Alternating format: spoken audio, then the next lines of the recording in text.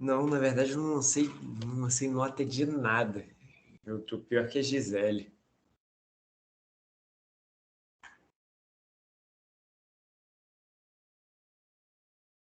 Vamos lá.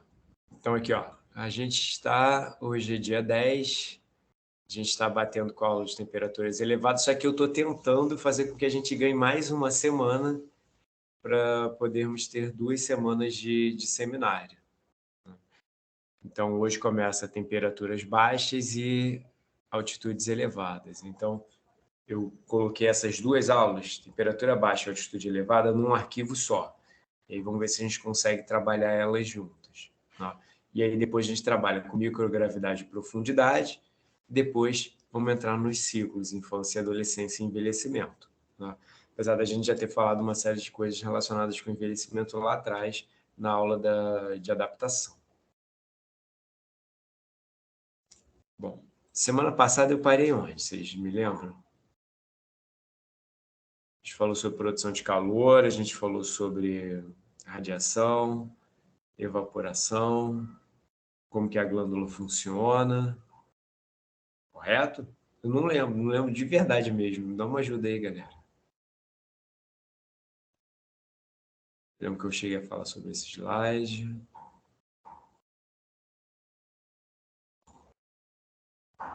Falei sobre a diferença de acordo com a faixa etária, com risco de desidratação. Falei sobre a concentração de sódio. Estou um pouco confuso porque eu dei aula semana passada de nutrição esportiva lá para horta e fito, e aí eu falei exatamente sobre isso, eu não lembro exatamente onde a gente parou.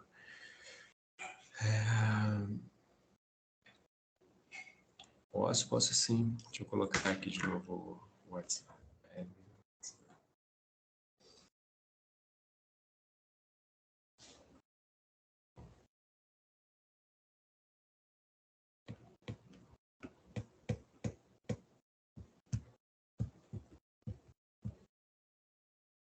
Diz os loucos sabem.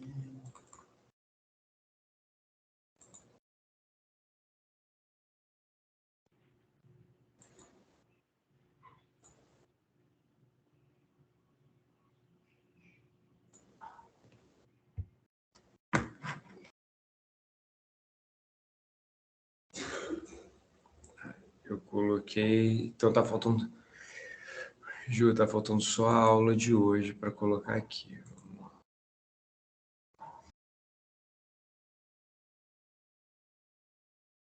Ju, eu coloquei. Na semana passada eu já tinha colocado os arquivos até a aula 5. Aí eu estou carregando agora aqui o arquivo da aula 6, que é a aula de hoje.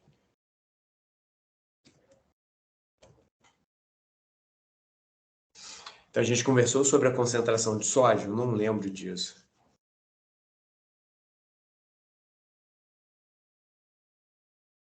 Falou sim. Falei da diferença de ser treinado e não ser treinado, da aclimatação. Falou. Então vamos seguir aqui. Impacto da hidratação. Falei sobre os sinais e sintomas aqui da desidratação. Esse eu não lembro. Eu também não estou lembrando, não. Eu já não lembrava o outro. Mas o sódio falou assim. Que a concentração de sódio ela varia de acordo com o grau de adaptação que você tem ao ambiente. Então, se você está muito bem adaptado, você libera menos sódio, você perde menos sódio na transpiração. Tá? E vocês A notam... gente precisa se preocupar com a perda de cálcio pela transpiração? Não, se vocês observarem aqui, por exemplo, no gráfico, a gente tem uma perda que é maior de sódio, e em segundo lugar, a gente perde o cloro, que vai estar sempre caminhando junto com o sódio, e em terceiro lugar, o potássio. Os outros, a gente perde uma quantidade muito pequena. Então, tem alguns suplementos que, por exemplo, tem magnésio, cálcio, junto com um repositor hidroeletrolítico, né? A quantidade de perda no suor ela é muito, muito, muito pequena. Ela não vai provocar um desequilíbrio a ponto de você ter uma perda de desempenho físico, prejuízo na capacidade de contração muscular. Isso é muito, muito raro de acontecer por conta de transpiração. Tá bom. Obrigada. Tá? Então, na hora de fazer... Eu lembro que eu cheguei a comentar sobre o repositor hidroeletrolítico caseiro com vocês, não comentei? Comentou. Então, que é uma mistura de 1 litro de refresco peneirado, açúcar, próximo a 6, 8% de açúcar, e 1 grama de sal ou 2 gramas de sal light. Né? Quando a gente coloca o sal light, a gente está repondo também o potássio, a gente está repondo cloreto de sódio e cloreto de potássio. Então, na prática, a gente acaba dando muito mais potássio do que precisa por conta dessa baixa perda aqui na transpiração do potássio. Né? Tá. Mas pode ser interessante caso seja um paciente, um atleta aí que tem um risco de apresentar algum tipo de cãibra, por exemplo. Né? Então, ou por conta de uma extensão longa de exercício físico, e aí a concentração de potássio é muito pequena, mas o tempo é longo o suficiente para provocar algum desequilíbrio, ou porque o aporte nutricional foi baixo. Tá bom. Bom, aí a gente segue para os sinais de desidratação. Então, quando a gente está com sede, a desidratação está cerca de 2%, 1, 2%, você começa a sentir sede. 3 a 5% de desidratação reduz significativamente o desempenho físico. Então, a gente está falando aí de uma variação entre 25% a 30% de queda no desempenho, na performance. E acima de 7%, isso pode provocar o óbito. Então, como é que a gente vai investigar essa desidratação? Uma das possibilidades é a avaliação da urina, densidade da urina. Então, uma densidade de urina superior a 1,01 já é um sinal de desidratação. Ou através da natremia. Né? O que é a natremia? A natremia é a quantidade de sódio, Na, no sangue. Então, numa condição de desidratação, esse atleta ele vai apresentar hipernatremia. Né? Eu lembro que a gente conversou na aula passada sobre a hiponatremia provocada por uma reidratação equivocada. Contei a história do futebol em que o garoto só bebe água, mas ele perdeu água e sódio. Então, ele repõe o volume de água, mas não repõe proporcionalmente o sódio que foi perdido. Então, o volume sanguíneo dele aumenta sem ter um aumento de sódio. Portanto, ele abre um quadro de hiponatremia. Isso a gente viu também na semana passada. E a hiponatremia provoca também queda de desempenho físico. A gente vai ver desorientação, convulsão. Tá? Conforme você vai perdendo água no seu corpo, você vai prejudicando uma série de funções, porque a água ela funciona como meio, né? Como um meio ali para todas as reações, a gente encontra água em todos os nossos tecidos, né? E em algumas situações também como substrato, por exemplo, eu quero fazer a hidrólise de um macronutriente para fazer a digestão. Eu estou pegando a hidroxila e inserindo ali naquela molécula, quebrando a molécula em partes menores e inserindo água. Então, de certo modo, ela acaba funcionando também como um substrato, né? Não só como meio, mas também como substrato. Né? E aí a água vai participar de digestão, vai participar de absorção, vai participar de excreção, vai participar de termorregulação, que é o que a gente está vendo principalmente, e também transporte de substâncias. Né? A sede fica na casa do 1, 2%. Quando chega em 2%, você tem uma sede muito alta. Sabe quando você está desesperado para beber água? É porque você está provavelmente acima de 2% de desidratação. Se você parar para pensar assim com calma, você vai ver que isso é proporcional à variação de perda de peso. Se você perde muito peso na atividade física, estou falando da perda de peso aguda, que está ligada à desidratação. Né? Se, por exemplo, você corre, transpira muito e com isso perde peso de forma aguda, ali, é de se esperar uma sede mais alta após o término dessa atividade física. Né? Nessa situação de 2%, existe um desconforto e existe também uma perda de apetite. Olha que interessante. Provavelmente no verão, vocês já devem ter percebido que seu consumo alimentar diminui. Você não está com tanta vontade de comer, está com mais vontade de beber do que de comer. Isso está ligado à desidratação. Um dos principais fatores aqui está ligado à desidratação, provoca essa alteração de apetite. Como é que funciona isso? Quem controla temperatura corporal, valores de eletrólitos no sangue, fome, sede, uma série de controles, como eu estou exemplificando aqui, são todos realizados pelo hipotálamo. Então, existe a possibilidade de você desequilibrar um controle quando o outro controle está sendo muito requisitado. Então, por exemplo, o sujeito está cronicamente sentindo muito calor, transpirando bastante, se desidratando. O controle hipotalâmico de outros mecanismos acaba sendo um pouco prejudicado também, então existe uma perda de apetite, a tendência é que você tenha mais vontade de beber do que de comer. Não estou falando que você não vai sentir fome, mas você vai sentir uma fome um pouco menor do que o usual, né? E isso talvez você perceba na situação contrária. Quando está friozinho, aí você pensa assim, eu estou com vontade de comer, por exemplo, uma sopa, um chocolate quente, ou mais carnes. Normalmente, no frio, você tem um desejo maior, ou seja, você tem mais apetite para consumir alimentos mais gordurosos e normalmente com uma densidade calórica mais alta. Já no verão, existe uma tendência de você buscar alimentos que têm um teor de água maior. Por exemplo, você quer tomar um suco, você quer chupar um picolé, você quer alguma coisa que seja normalmente mais leve, com uma quantidade maior de eletrólitos e de água, né? Isso é o usual. É claro que, como a gente está falando de hábito alimentar, isso vai variar incrivelmente de pessoa para pessoa, tá? Bom, ponto importante para a gente aqui. Até 2%, a perda de desempenho físico, ela não é tão grande assim. Você não consegue perceber tanta oscilação no desempenho físico. Essa oscilação você começa a perceber principalmente quando chega na casa de 3% de desidratação. Aí, tem algumas modalidades que vão se favorecer bastante disso. Por quê? Pensa no salto em altura. Você vai fazer salto em altura. Então, significa que você quer projetar o seu corpo o mais alto possível para atingir uma boa marca, né? Se você está desidratado, levemente desidratado, então na casa de 1, 2% de desidratação, você está pesando menos. Se você está pesando menos, é mais fácil de você saltar, porque você vai carregar menos peso, é menos peso que você precisa impulsionar.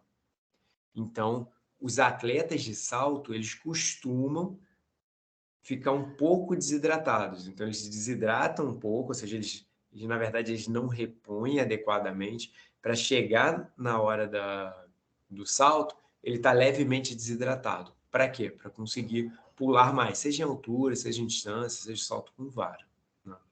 No salto em altura, isso fica muito mais claro do que nos outros saltos. Agora, se ele desidrata mais do que isso, ele desidrata muito, ele tem queda de desempenho físico. Então, mesmo ficando mais leve, ele não vai conseguir saltar tanto porque a potência muscular dele diminui, porque a eficiência de reações químicas, a eficiência metabólica diminui na desidratação. Então, um ponto ótimo para esse tipo de atleta está na casa de 2%. Sérgio, Oi, pode perguntar. então, eu fiquei pensando aqui, tem também outros tipos de atleta, né, que manipulam isso da hidratação, como, por exemplo, de luta, né, na hora da pesagem, eles desidratam muito para chegar num peso e depois, né, para a luta já é um outro peso, né? E eu pensei também no fisiculturismo, quando a galera vai subir no palco também desidrata, né, para eles falam que é para pele colar, né? Isso, para ficar com um músculo mais aparente, né? Porque Sim. a pele fica mais fina em função da menor quantidade de água. Isso, essas duas situações são situações interessantes também quando a gente pensa em hidratação. Vamos analisar as duas, né? Vamos analisar separado, inclusive. Quando você tem o fisiculturista, quando ele sobe para apresentar o seu corpo, né, ele não tem que fazer, não é o desempenho físico dele que vai determinar o resultado. O que vai determinar o resultado é a capacidade dele de expor os músculos ali. É óbvio que ele contrai o músculo com bastante força para expor esse músculo e tal, mas isso não vai ser proporcional, o resultado não vai ser totalmente proporcional à capacidade física dele naquele momento, mas sim à composição corporal que ele chegou naquele momento, né? Então é comum a gente observar o fisiculturista utilizar de algumas estratégias, como, por exemplo, consumir água destilada. O que é água destilada? É a água que está praticamente isenta de eletrólitos. Quando ele faz isso, ele acaba eliminando uma quantidade de água maior do corpo também. Por quê? A gente tem o sódio como um elemento que retém a água no corpo. Tanto é que se você está, por exemplo, com um pico de pressão alta, você não deve consumir sódio, porque senão a sua pressão vai subir mais ainda, porque o sódio vai ser absorvido, vai levar a água consigo, essa água vai ficar retida e a sua pressão ela vai aumentar, a quantidade de água no seu corpo vai aumentar transitoriamente até o momento em que o rim vai dar conta de equilibrar isso novamente. Então, quando eu consumo água destilada, eu estou fazendo um processo contrário, né? Eu estou dando água sem sódio, eu estou reduzindo a retenção hídrica no corpo. Uma outra estratégia é simplesmente não consumir líquido, que é a mais frequente, né? O sujeito simplesmente não consome líquido. Para quê? Para desidratar, e desidratando, os tecidos ficam mais finos. O tecido muscular dele também vai ficar mais fino, mas o objetivo principal dele ali é expor o músculo. E para expor o músculo, eu preciso que a pele esteja o mais próximo possível e o mais fina possível desse músculo. Então, não é só reduzir a quantidade de gordura, mas também reduzir a quantidade de água nessa pele, e isso vai ajudar na desidratação. É claro que no É. fisiculturismo a gente tem outras estratégias, como a pintura do corpo. Fala, pode falar. Não, então, eu não sei, eu acho que tem a ver com isso também, mas não tem uma questão que eles também consomem um alimento assim com uma densidade calórica alta? Eles não consomem líquido e antes de subir no palco também acho que come, né, um alimento com uma densidade calórica alta. É... Então, o que acontece? Se você consome uma boa quantidade de carboidrato, principalmente carboidrato simples, isso vai ajudar a aumentar a quantidade de glicogênio. Aumentando a quantidade de glicogênio, você tem a água sendo direcionada para o interior do músculo e fazendo com que esse músculo fique mais inchado. Então, essa estratégia, que nem sempre é utilizada, ajuda a aumentar o volume do músculo. E se você combina com uma hidratação baixa, você acaba direcionando um pouco mais de água para o músculo do que para a pele. Então, acaba que essa relação faz com que o músculo fique mais exposto, né? Isso fica muito notório quando a gente faz uma transição de dieta cetogênica, que é uma dieta pobre em carboidratos, para uma dieta rica em carboidratos de forma abrupta. Se você vem numa dieta pobre em carboidratos e, de repente, começa a consumir uma dieta rica em carboidratos, isso acaba funcionando de maneira similar à supercompensação de carboidratos, fazendo com que a quantidade de glicogênio se eleve bastante. E aí o que acontece? O seu músculo fica mais inchado, porque o músculo hipertrofiado, como a gente já viu em outras aulas, ele tem mais reservas de glicogênio do que antes de hipertrofiar. Então, o volume da célula vai aumentar bastante. Nessa situação, a creatina também ela é bem interessante, porque ela vai reter mais água no músculo, porque essa creatina fosfato vai ficar acumulada dentro da célula muscular, e aí esse músculo vai ficar mais inchado. Então, é uma outra estratégia que também ajuda a expor melhor esse músculo. Tranquilo? Sim, entendi. Tá. Agora vamos pensar na outra parte da questão, que era o lutador. Tá? O lutador, ele vai desidratar para conseguir atingir o peso da categoria. O ideal, como a gente viu lá no seminário do judô, é que esse lutador ele fique próximo ao peso usual da categoria dele. Então, normalmente, a gente trabalha com uma variação de 5%. Né? Só que se ele está muito longe, ele vai precisar desidratar mais. E desidratar mais, como a gente vai ver agora, leva a mais prejuízo na capacidade física e na saúde de um modo geral. Pensa comigo, uma desidratação que provoque uma perda de 2 quilos, tá? Para um indivíduo de 70 quilos, vou fazer as contas aqui. Ó, vou botar um indivíduo mais pesado, tá? Vou botar aqui 80 quilos. Ele pesa 80 quilos,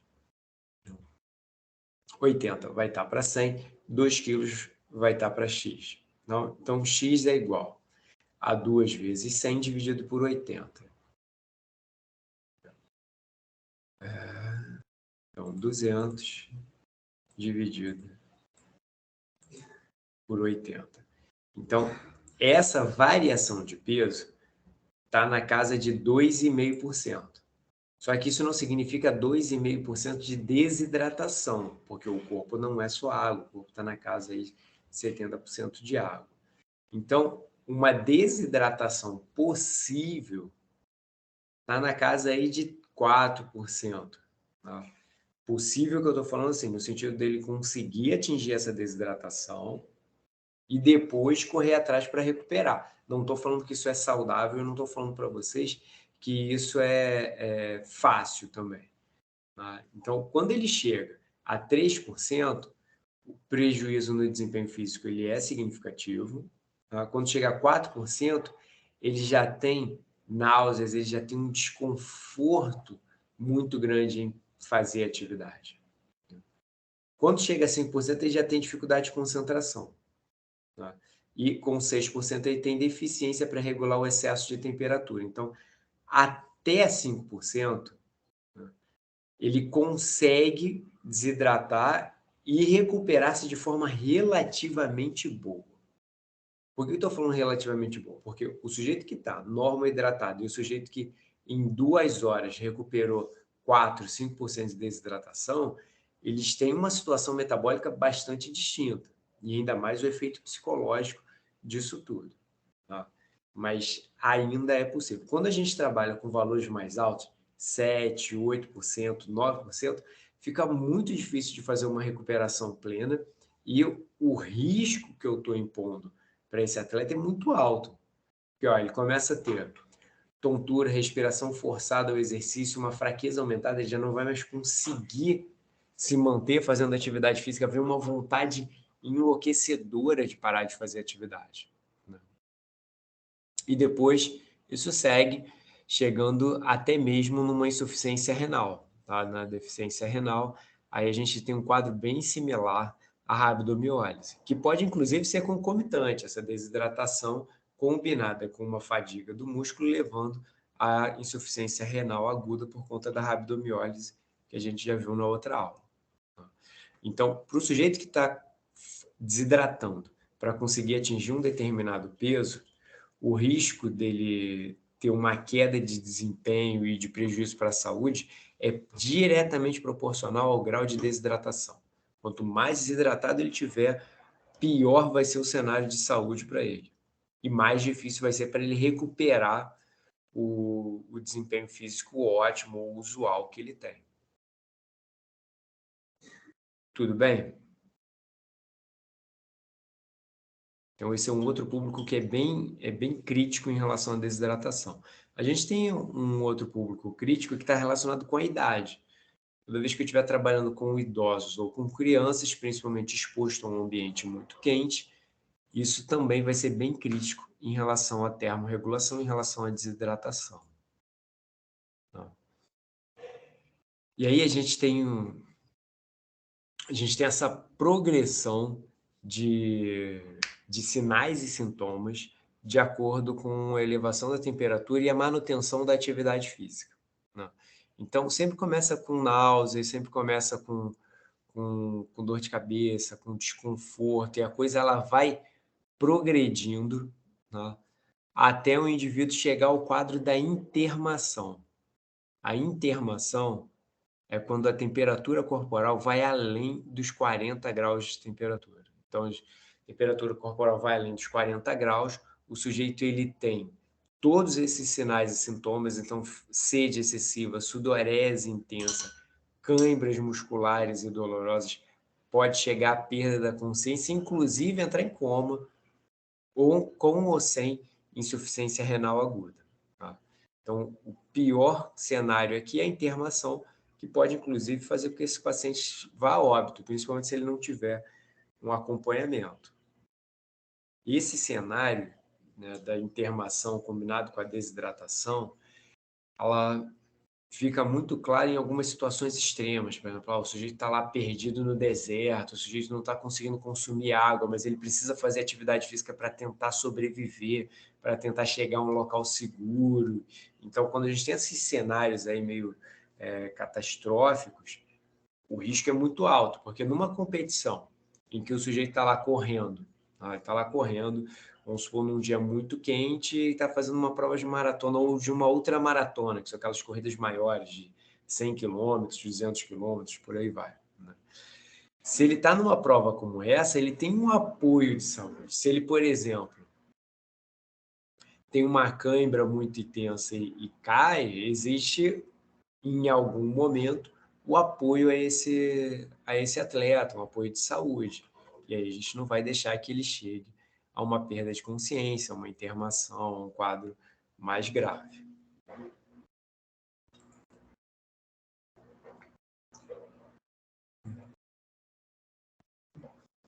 Vamos entender como é que é esse controle de temperatura do corpo, como que o nosso hipotálamo ele vai responder, como que serão as nossas reações, tá? Então, nessa imagem a gente vê de um lado a hipertermia e do outro lado a gente vê a hipotermia. Né?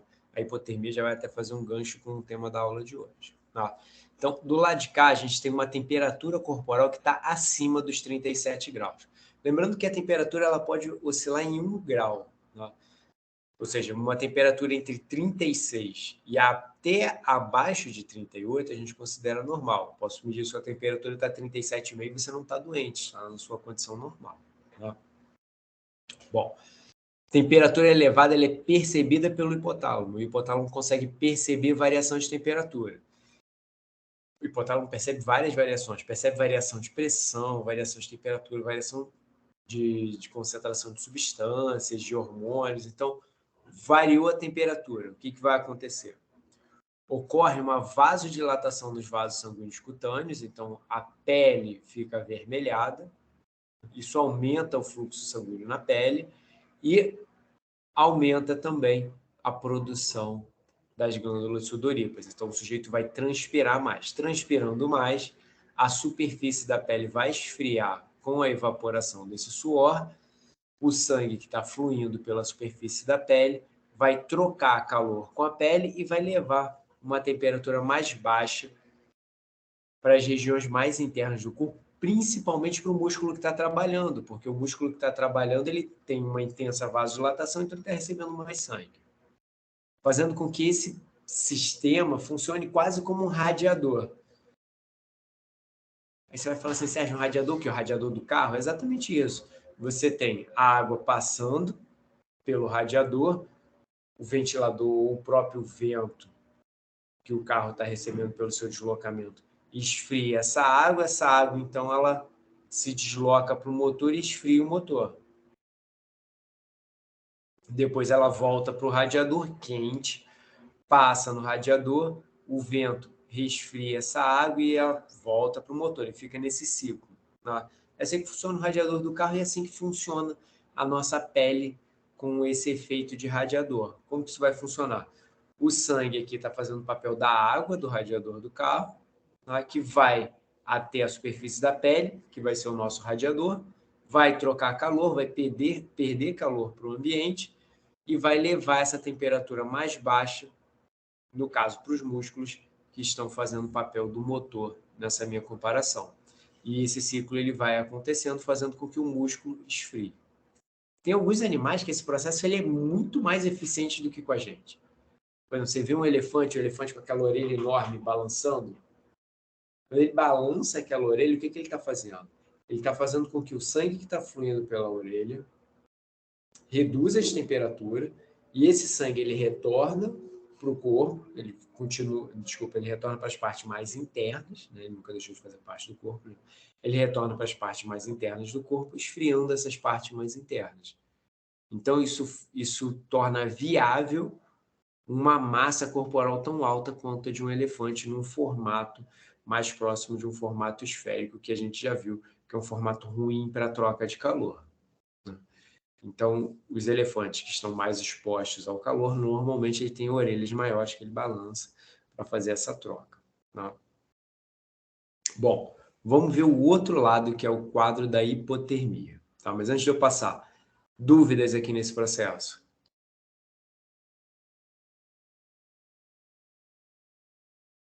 Tranquilo aqui? Ah, Sérgio, eu tô com febre. Tô gripado, tô cheio de febre. O que que acontece com você no momento de febre? Você vai ficar com o rosto vermelho, você vai ficar com a sudorese aumentada, você vai ter calafrio, você vai se sentir frio. Por que que você vai sentir esse frio? Você está sentindo esse frio porque você está transpirando, está fazendo troca e tem muito vaso sanguíneo dilatado próximo à superfície da pele. E aí você tem mais sangue fluindo pela pele, uma pele que está transpirando mais para tentar reduzir a temperatura corporal. E aí você tem aquela sensação de calafrio, né? Antigamente, quando não se tinham muitos medicamentos, o que que era feito? O sujeito estava com muita febre, jogava ele na água fria.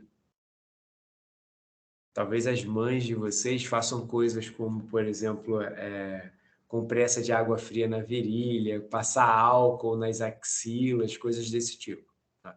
Isso tudo funciona? Funciona, porque isso vai reduzir a temperatura da pele essa que está sobre vasodilatação.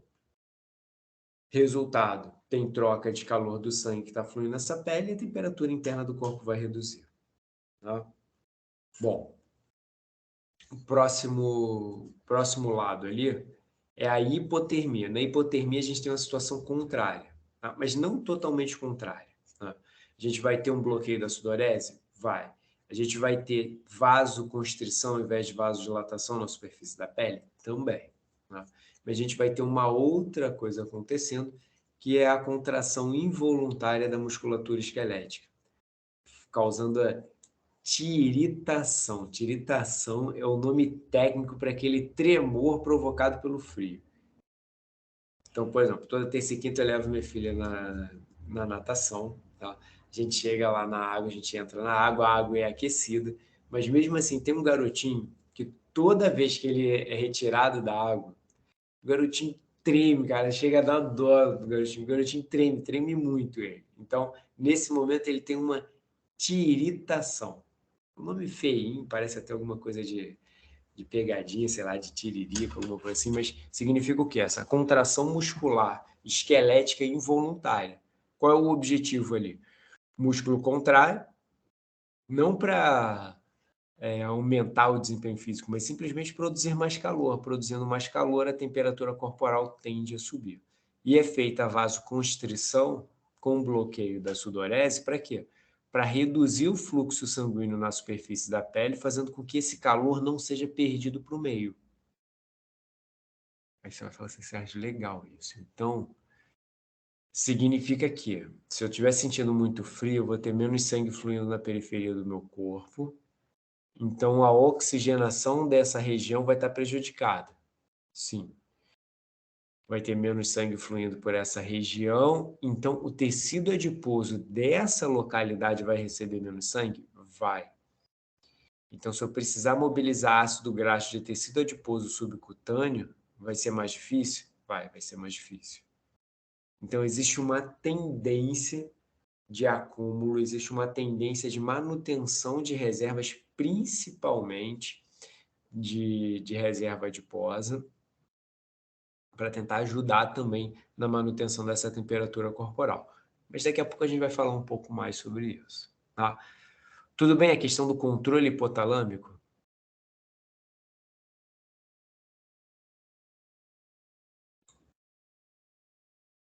Vamos ver aqui se surgiu alguma pergunta. Tá. Esse mecanismo é mais comum no contexto fisiológico na atividade física ou também se aplica em situações patológicas? Juliana, esse processo básico, né, que eu estava mostrando aqui anteriormente, ele é comum a qualquer variação de temperatura,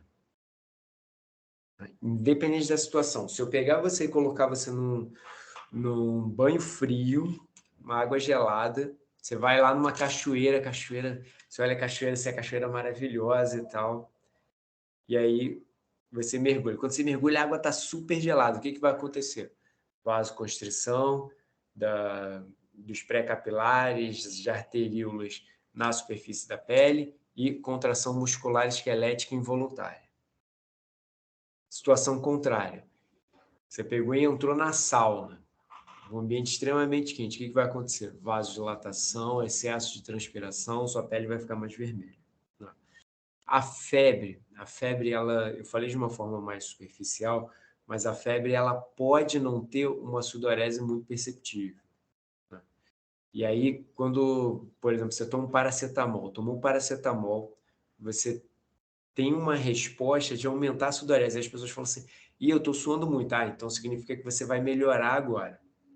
Por que que o senso comum fala isso? Porque se você está transpirando mais, o seu mecanismo de ação para reduzir a temperatura corporal está funcionando bem.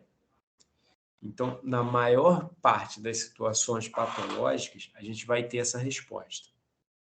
Às vezes a gente só não consegue percebê-lo, mas você vai ter, em algum grau, essas respostas acontecendo. Só você imaginar o sujeito, por exemplo, gripado. O sujeito gripado ele fica lá com o rosto todo vermelho, fica com a pele bem inchada por conta do excesso de fluxo sanguíneo para a superfície do corpo.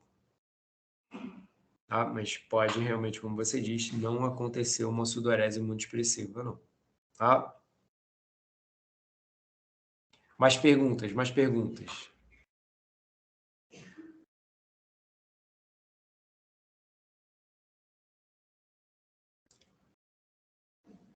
Vamos lá. A nossa necessidade de água, ela tá na casa aí de 2 litros, 2,5 litros, mas a gente vai ver que essa recomendação varia. Fica normalmente em torno de 30 a 35 ml por quilograma ou 1 ml por quilocaloria. Tá? Mas daqui a pouco eu falo da recomendação, né? Essa necessidade, ela é vital num período de até 7 dias. Então, eu preciso consumir água dentro dessa janela de 6 a 7 dias. Aí você vai falar assim, Sérgio, tá, peraí. Então, se eu, por exemplo, o pessoal ficou lá soterrado em Petrópolis por conta das chuvas e tudo que aconteceu ali. O sujeito está lá soterrado, né? Se ele não conseguir beber água dentro dessa janela de tempo, ele vai a óbito com certeza. O fato dele não estar conseguindo consumir comida não vai fazer tanta diferença. Ele vai perder peso, ele vai ter toda a resposta de estresse, vai ter perda de massa muscular, vai ter aumento de catecolaminas, vai ter uma série de respostas metabólicas para tentar manter a vida dele, e ele vai conseguir se manter aí ao longo de vários dias sem se alimentar. É claro que vai depender das reservas que ele tinha anteriormente, tá? Por isso que ali no slide vocês estão vendo, ó, o ser humano pode viver 30 a 40 dias sem comida.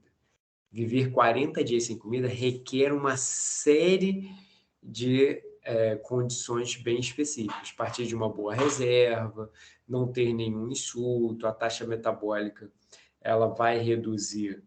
E se você se mantém em repouso, em situações em que seu gasto energético não vai subir tanto, você até consegue chegar próximo desses 40 dias aí, né? Agora, a questão da água ela é muito chave. Por quê? Num dia muito quente, como eu vou mostrar daqui a pouco, a sua necessidade de reposição hídrica aumenta muito. Então, quando a gente vê lá de 6 a 7 dias, é num cenário otimista. Porque se, por exemplo, vamos supor, você estava fazendo um voo, você estava indo para Dubai, o avião cai lá no meio do deserto, você fica perdido lá no meio do deserto. Um calor absurdo. O que vai acontecer? Se você não conseguir consumir água, você vai morrer antes desses 6 dias. Então, esses 6 a 7 dias é numa situação otimista. Eu não sei se vocês viram, mas acho que faz um mês mais ou menos, né? Lá no norte do país, se não me engano, foi em Belém, né? Um grupo de pescadores ficou à deriva, conseguiram ficar numa ilha, e aí eles ficaram, se não me engano, 15 dias na ilha, né? E aí, como que eles sobreviveram esses 15 dias nessa ilha deserta, né? Eles sobreviveram coletando a água da chuva, né? Então, eles tinham pedaços de plástico e alguns utensílios que eles utilizaram para coletar a água da chuva. E os alimentos que eles consumiram estavam muito ligados à pesca. Eles eram pescadores, então eles conseguiram consumir bastante peixe ali. E eles sobreviveram relativamente bem ao longo de todo esse período. Mas por quê? Porque eles conseguiram obter água. Se eles não tivessem conseguido obter água, eles não iam sobreviver, né? Tem um grupo, né? Na verdade, não diria nem que é um grupo, quase que um estilo de vida, né? Que é o sobrevivencialismo, né? Tem uma galera aí, né, se preparando para os piores cenários possíveis de escassez de comida e conflitos urbanos e cenários apocalípticos e tudo mais. Mas cenários apocalípticos não de que vai ter zumbi, mas cenários de que, por exemplo, conflitos nucleares, coisas desse tipo. E em praticamente todas essas cartilhas de sobrevivência, e isso você aprende, por exemplo, eu tive muito contato com isso lá nas Forças Armadas, né? Seu primeiro objetivo é obter água. Antes de ter um abrigo, você precisa de água. Se você conseguir água, você aumenta bastante as suas chances de sobreviver, né? Antes de buscar qualquer tipo de alimento e tal, você precisa buscar água. Se você tem água, aí sim você começa a pensar nos outros itens necessários para a sua sobrevivência. Aí você fala assim, Sérgio, mas como é que funciona isso? Vou dar só uma palhinha, assim, tá? Por exemplo, eu quero saber se um fruto, tô lá no meio do mato, encontro um fruto e quero saber se esse fruto é comestível. O que eu faço para tentar sobreviver num cenário como esse? Primeira coisa, você precisa observar se os animais consomem aquele fruto. Então, você precisa buscar evidências de que algum animal comeu aquele fruto. Isso já é um sinal bastante positivo a ele. Porque se o passarinho, se tem lá fruto que está lá no galho, lá que está com marcas de bicadas de passarinho, ou se tem sementes no chão desse fruto que foram mastigadas ou algo do tipo, isso é um sinal positivo. Legal. Identifiquei que algum animal, em algum momento, comeu esse fruto. Tá. O que eu vou fazer? Eu vou pegar esse fruto e vou passar na pele. Vou lá e vou passar. Vou pegar a polpa do fruto e vou passar na minha pele. Então, vou passar, por exemplo, passo na parte de dentro do antebraço, coleto esse fruto e vou seguir a minha caminhada para tentar me localizar, buscar água e tentar sobreviver. Tá? Passei esse fruto na pele, vou esperar 8 horas. Espero 8 horas e vejo como que a minha pele vai reagir àquele fruto. Tá? Se de repente começar uma reação alérgica muito intensa na pele, imagina o que isso vai fazer na sua mucosa. Então, não aconteceu nada de grave. Ele ficou talvez um pouco vermelho e tal, mas não aconteceu nada de grave ali na minha pele. O que eu vou fazer? Eu vou pegar e vou mastigar um pouco desse alimento.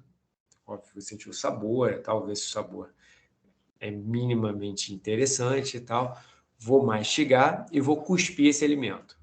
E vou esperar mais 8 horas para esperar para ver o que vai acontecer. Tá? Passaram essas 8 horas, não aconteceu absolutamente nada. O que eu vou fazer? Eu vou pegar mais uma porção desse fruto, vou agora mastigar e vou deglutir mais uma pequena porção. E vou esperar novamente 8 horas para ver o que vai acontecer. Né? Passaram essas 8 horas, não aconteceu nada. Pode comer livremente esse alimento que você não vai ter problema algum. A chance de você ter algum problema consumindo esse alimento é muito pequena. E em relação à água, Sérgio, eu estou no meio do mato e eu estou desesperado de sede. O que eu vou fazer? Eu vou procurar água que seja água corrente. Água parada tem muita chance de você passar mal com água parada. Então, o ideal é que você busque água corrente, né? Ou de uma grande reserva de água, como um lago, uma estrutura maior com água. E, de preferência, você consuma água que não está na superfície, nem no fundo, a água que está na metade, ali para aumentar as chances de você consumir uma água própria para consumo, se você não tiver nenhuma outra forma de filtrar essa água. Tá? Bom, voltando aqui. Né? Tá, qual a proporção de produção de água metabólica a partir da oxidação de alimentos? Ju, isso está exatamente aqui. Ó. Pela oxidação de alimentos, de 100 gramas dos alimentos, nosso corpo obtém, em lipídios, 107, em carboidratos, 55, em proteína, 41 gramas de água. Tá? Então, o que significa isso? Que eu consigo extrair mais água do que tem no lipídio. Então, a reação do lipídio faz com que a oxidação do lipídio total faz com que eu consiga produzir uma quantidade de água bem interessante. Então, esse princípio é o princípio de sobrevivência do camelo no deserto. né? Na corcunda do camelo não tem água, tem muita gordura, e essa gordura vai ser oxidada e vai produzir água, água que vai estar disponível aí para as reações metabólicas a partir da oxidação direta, né? Bom, qual é a recomendação hídrica? A recomendação hídrica de bebês é de 150 ml por quilograma, isso no dia, né? Ou 1,5 ml por quilocaloria. Para crianças vai de 50 a 60 ml por quilograma, para adultos vai de 30 a 35 ml por quilograma, né? E aí na lactação ainda tem um adicional aí da lactação.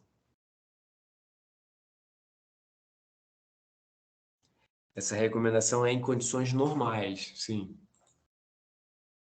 Tá? Então aqui, ó, como é que funciona esse equilíbrio total de água no meu corpo, né? Isso, condições normais sem atividade física. Com atividade física a gente vai ver agora, Ju. A ingestão de água numa condição usual, fluida, é de torno de 1,4 litro por dia. A água dos alimentos, 700, e a oxidação celular dos alimentos, 200. Então, dá um total de 2.300 ml de água. Como é que ocorre a eliminação de água? Num dia cuja temperatura ambiente é normal, a gente urina cerca de 1,4 litro. Existe água perdida nas fezes, que é cerca de 100 ml, né, no total. Transpiração, 100 ml, e perdas insensíveis, que é a perda de pele e trato respiratório. Isso daqui.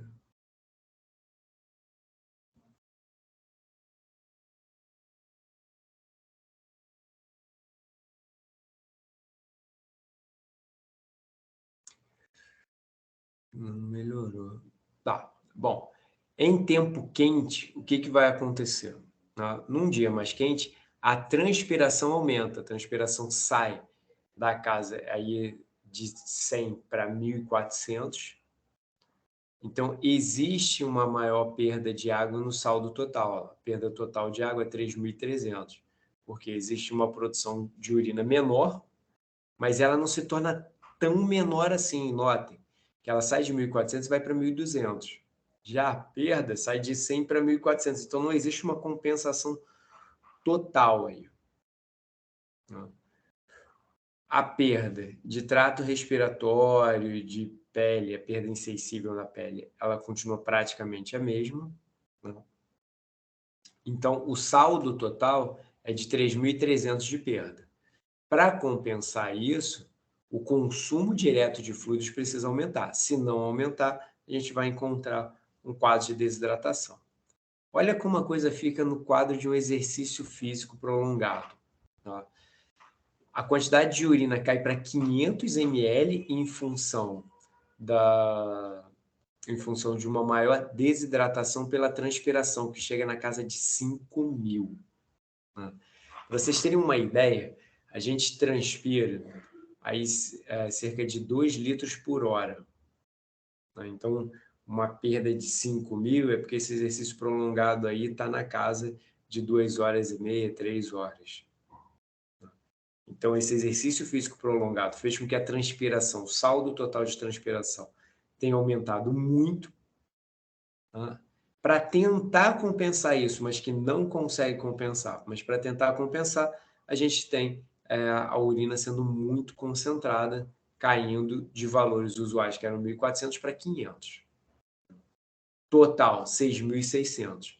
Então, num quadro de exercício físico prolongado, eu preciso quase triplicar a quantidade total de água que é ingerida.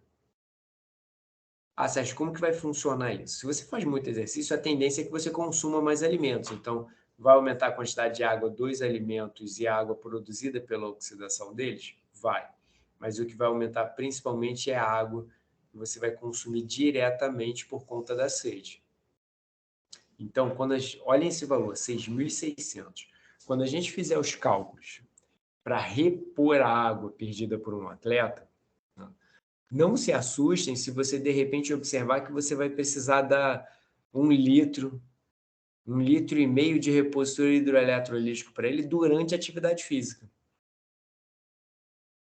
Por quê? Se o valor de reposição hidroeletrolítica deu alta, é porque a taxa de transpiração dele também foi muito alta e, portanto, a sede dele vai ser muito alta para tentar compensar e evitar uma possível desidratação. Aí, nesse momento, vocês estão se perguntando, Sérgio, mas como é que eu faço esse cálculo? Olha como é que é interessante as referências bibliográficas, elas são bem interessantes. Isso tudo está em ml. Todo esse slide está em ml. Olha como é que as recomendações são interessantes. As recomendações, elas já mudaram, aí mudaram de novo, voltaram a ser o que é e está numa coisa meio cíclica. Se bobear, daqui a pouco vai voltar a ser o que era antes, novamente. Tá? Antigamente, a gente fazia um cálculo certinho, tá? E agora a recomendação mais atual de reposição de água e eletrólitos para atividade física é você pegar, identificar a variação de peso e multiplicar por 1,5. Só isso. Só isso. Sem nenhum outro cálculo complexo de tantos ml por minuto e tal, não. Simplesmente isso. Ver qual é o peso que ele varia na prova. Ah, o sujeito perde 2 quilos na prova, legal. Então você vai dar 2 vezes 1,5, você vai dar 3 litros de volume para ele de repositor hidroeletrolítico. Fala, Catarina.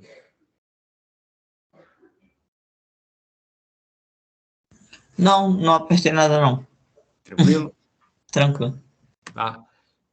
Aí vocês vão, se vocês estiverem em contato com essa literatura, vocês vão ver que tem outras recomendações, como 500 ml antes, 500 ml de repositor hidroeletrolítico antes, se você sabe que tem um risco de desidratação e tal, mas depois de uma extensa atualização, que foi publicada, se não me engano, em 2020 ou 2019 pelo American College, a recomendação é simplesmente ver a variação de peso e dar 1,5.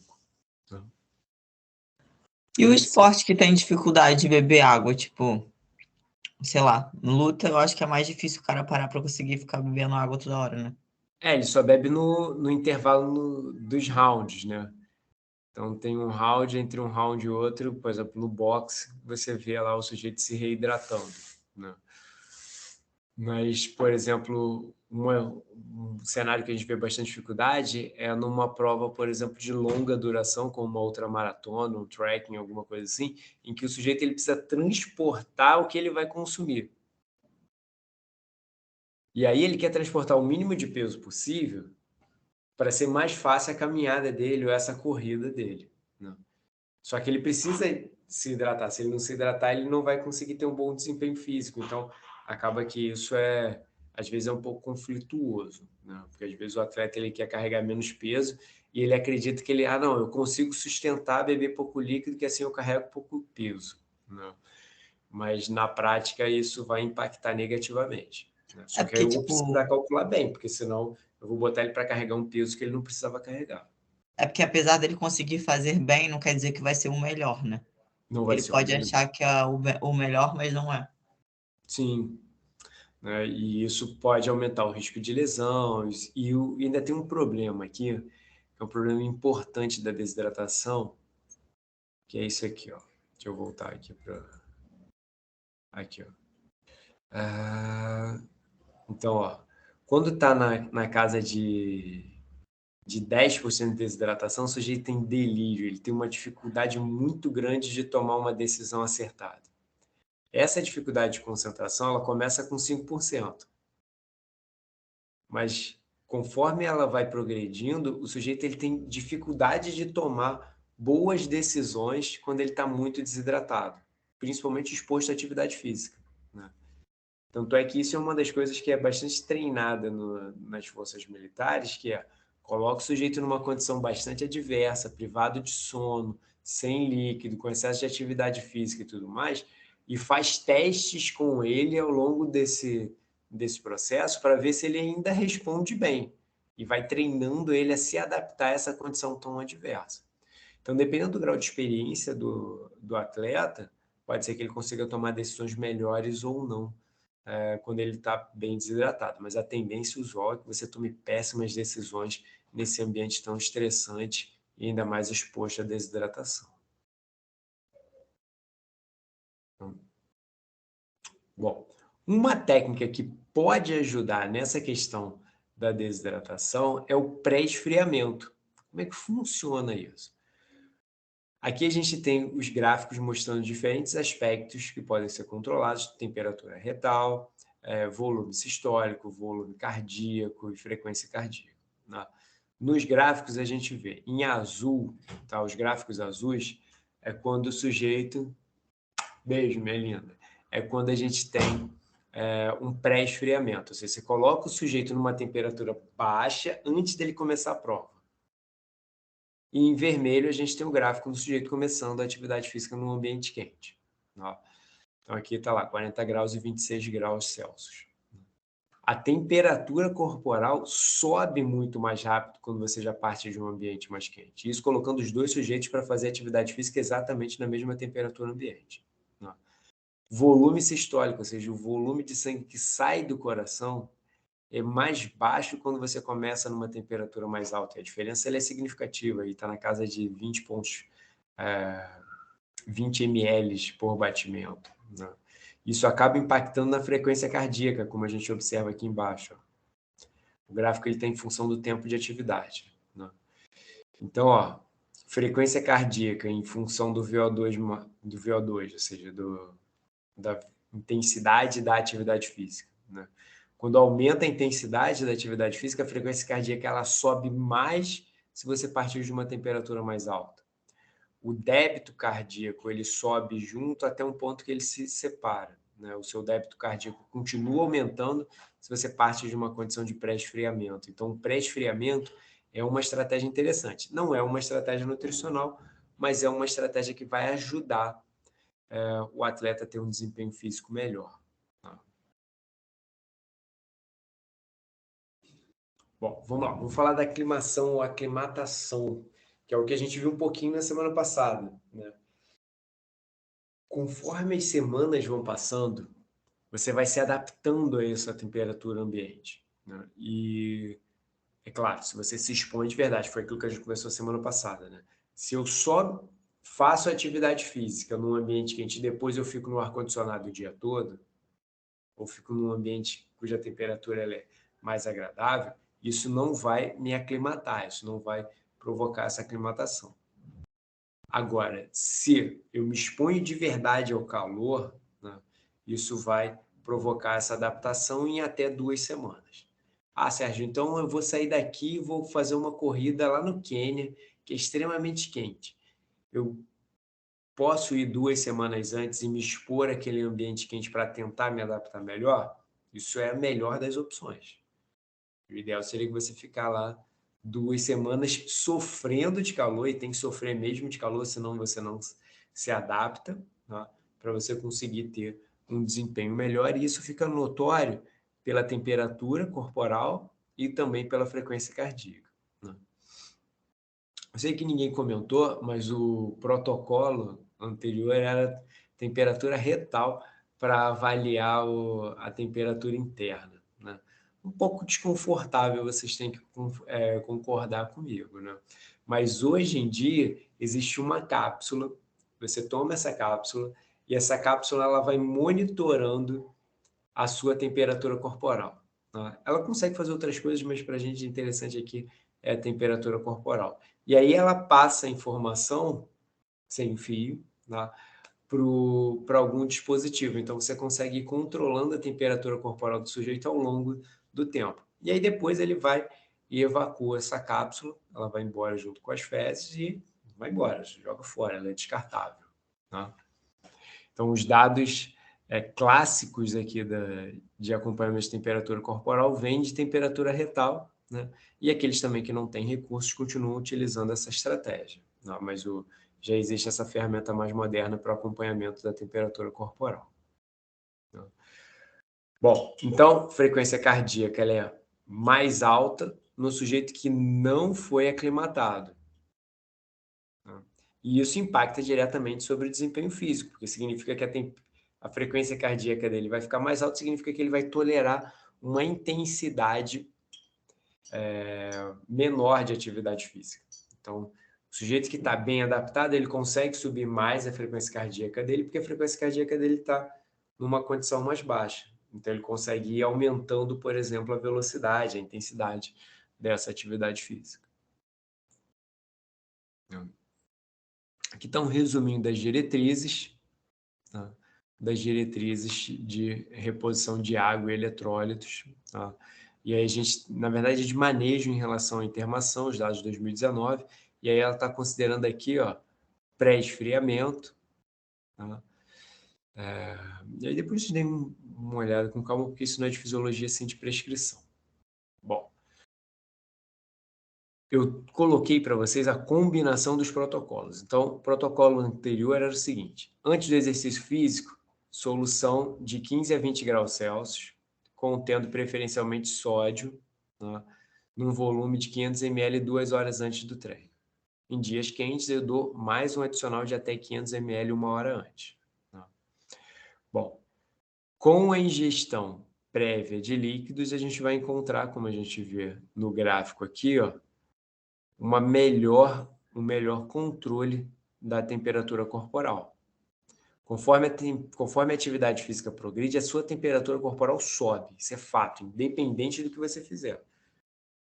Se você fez uma boa hidratação prévia, a tendência é que sua temperatura suba menos, porque você vai conseguir transpirar com mais eficiência.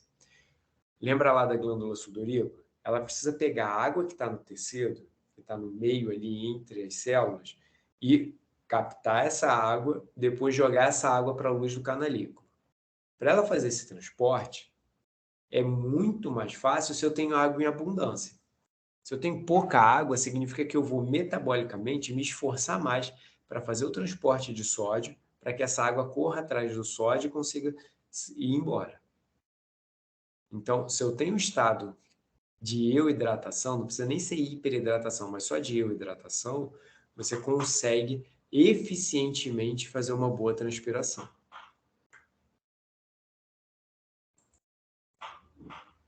Vamos lá, durante o exercício.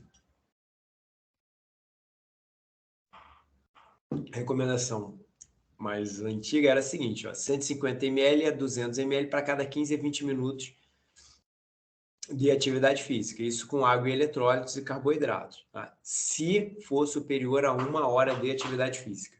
Então, eu vou fazer a hidratação intra-treino se for uma atividade física com pelo menos 60 minutos. Tem outras referências que falam em 90 minutos, tá? Como um tempo mínimo para você fazer essa hidratação intra-treino com eletrólitos e carboidrato. Tá? O consumo hídrico de água assim, fica livre num tempo de atividade menor. Então, significa que se você está, por exemplo, na academia, fazendo uma aula de spinning de 50 minutos, você pode só beber água. Aí você fala assim, Sérgio, mas eu não preciso fazer reposição de eletrólitos numa aula de spinning. Segundo a American College, não. Só vai precisar se for ou uma atividade física combinada, então você estava fazendo a musculação e começou a fazer aula de spinning, então você já teve alguma desidratação antes e depois veio a atividade aeróbica principal, ou se você vai fazer alguma coisa depois. E aí esse tempo vai superar os 60 minutos.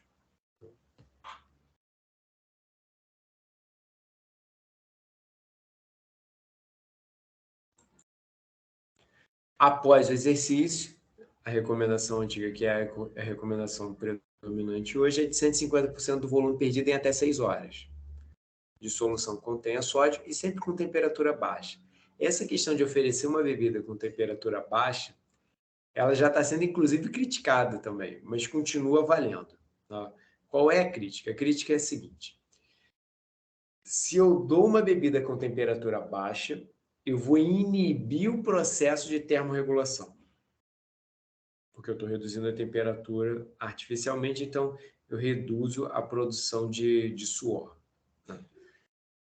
Só que a produção de suor ela vai voltar a aumentar se a temperatura não atingir o equilíbrio próximo a 37 graus interno, de temperatura interna. Então, na prática, vale a pena oferecer a bebida gelada, porque isso vai auxiliar no processo de redução de temperatura corporal. Só preciso ter atenção naquele atleta que relata ter frio após a atividade física. Tem atleta que a perda de calor dele é tão eficiente que termina a atividade física, ou seja, cai de forma abrupta o seu gasto energético, e com isso, o mecanismo de redução de temperatura a partir de, por exemplo, transpiração, continua atuando, ele não cessa instantaneamente. Então, o que vai acontecer? Ele pode passar por um período em que ele vai sentir frio. E aí eu vou respeitar esse desejo do atleta em relação à temperatura do líquido que eu vou oferecer. Se ele disser para mim que continua com calor, ótimo, a temperatura de 10 a 15 graus vai aumentar inclusive a palatabilidade, porque esses repositórios eles não são muito saborosos. Né? Normalmente, por exemplo, essa receita caseira que eu passei para vocês de 1 grama de sal, refresco diluído e açúcar, não fica muito gostoso. Vou ser sincero com vocês, não fica muito gostoso. Então, se eu dou gelado, aumenta a palatabilidade. Tudo bem? Perguntas, perguntas? Achando hoje vocês estão quietinhos. Tá tudo bem?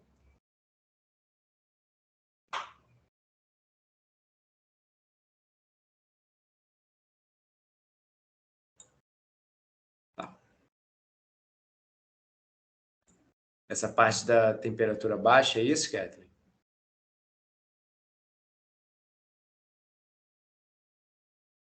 Desse slide aqui que eu tô, é isso? Isso, tá. Então vamos lá. Como é que eu vou fazer esse 150% do volume perdido? Eu vou identificar a variação de peso dele. Peso ele antes da prova, peso ele depois. A Marina hoje ela acordou com o narizinho meio ruim, ela tá lá na sala comendo, fazendo a gracinha dela lá. Mas daqui a pouco ela chega aqui, não se preocupa não. Eu vou pesar ele antes e depois da atividade física e vou ver qual é a variação de peso que ele teve. Esse é o 150% do volume perdido. Na verdade, o termo mais correto seria 150% da massa perdida, porque eu estou avaliando a massa e eu vou converter de massa para volume partindo do princípio que é de 1 para 1, 1 quilo igual a 1 litro. Tá? Vou oferecer esse repositor hidroeletrolítico de sódio com carboidrato por uma janela de tempo de até 6 horas. Ah, Sérgio, por que 6 horas? Porque esse é um período em que eu ainda tenho a janela de oportunidade acontecendo, principalmente nas 2 primeiras horas. Tá? E que além desse período, já deu tempo dele fazer as refeições usuais, já deu tempo do rim dele funcionar bem, dele se equilibrar praticamente sozinho. Então, além das 6 horas, o sujeito ele consegue, por conta da sede e do consumo alimentar dele, se equilibrar, desde que o consumo alimentar dele seja próximo ao usual.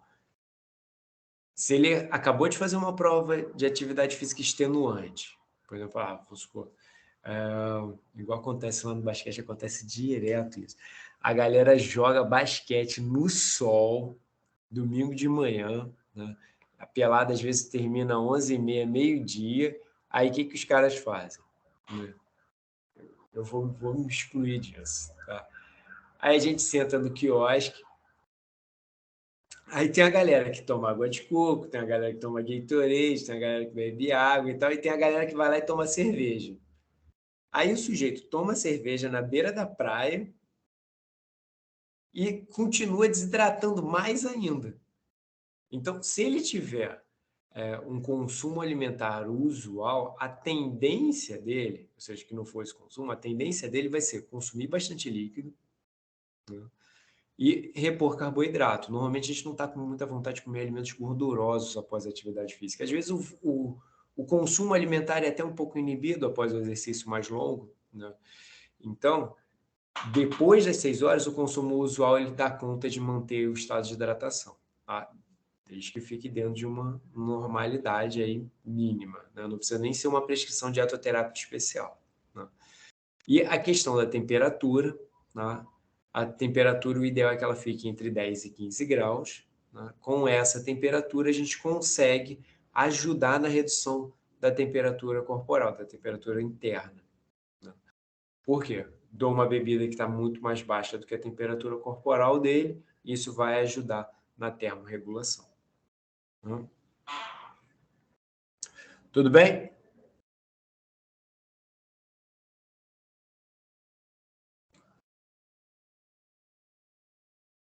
Sérgio, deixa eu fazer uma pergunta aqui. No caso de febre, eu lembro que filho a gente colocava realmente compressa, né? No filho, ainda mais que meu filho tinha febres altíssimas. Mas a água gelada, nesse caso, não é aconselhável, não, né?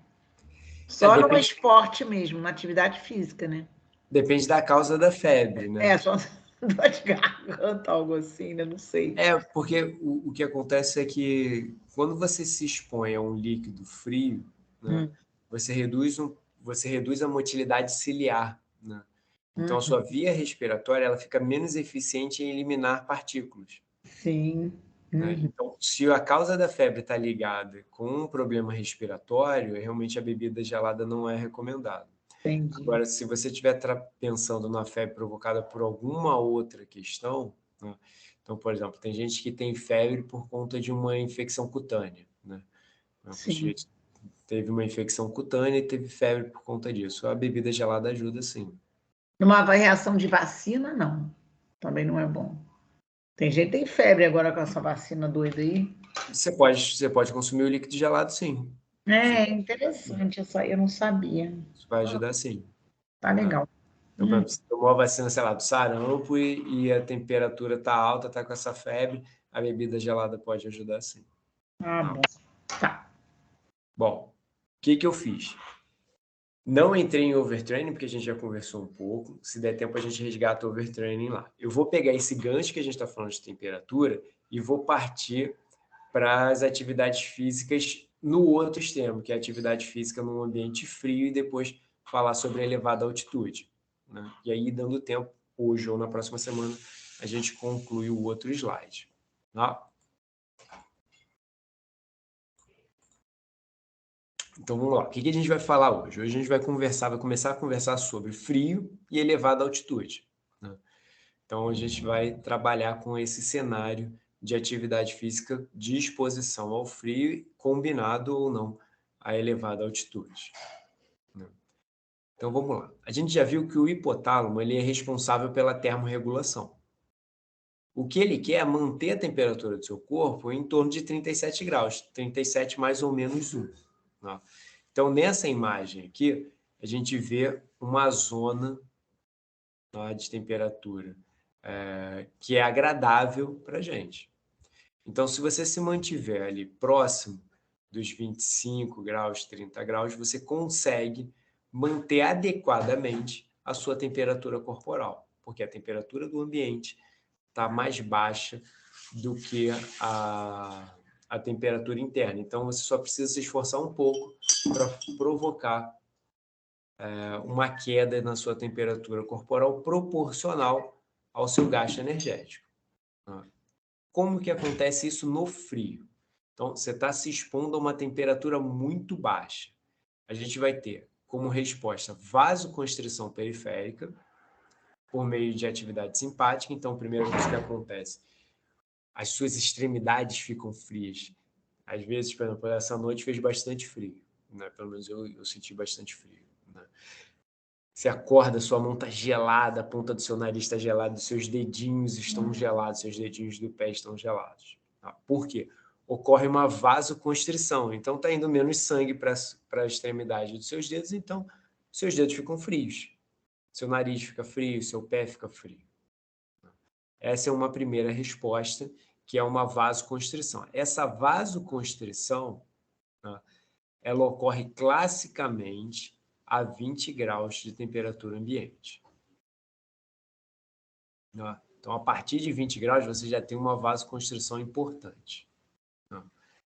Bom, outra coisa que acontece é o aumento da termogênese, a termogênese facultativa. Não sei se vocês lembram lá de bioutilização de nutrientes, nutrição humana, né? Os componentes do gasto energético incluem a sua taxa metabólica basal, o efeito térmico da atividade física, o efeito térmico da alimentação, mas também a termogênese facultativa, ou seja, toda vez que a temperatura que o indivíduo está se expondo de verdade, né, está muito baixa ou muito alta, isso aumenta em cerca de 5% a sua taxa metabólica basal. Então, essa é a termogênese facultativa. Então, a gente vai ter mais gasto energético para tentar, que é essa parte aqui, ó, a termogênese não decorrente de tiritação. Tiritação é aquele tremor. Não. E, permanecendo essa baixa temperatura, a gente passa a ter os tremores também involuntários, ou seja, contração de musculatura esquelética de forma involuntária. Da mesma forma que a gente viu que existe uma aclimatação para o sujeito que está numa temperatura muito alta, existe também para uma temperatura muito baixa. Você consegue se adaptar, não completamente, mas até certo ponto, como a gente vai ver na aula de hoje, principalmente no final da aula, a uma temperatura baixa.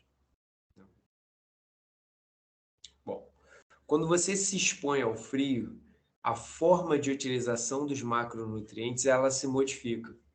Então, a utilização de substrato em função de horas de exposição ao frio. Quando eu estou falando de exposição ao frio, aqui é exposição ao frio de verdade.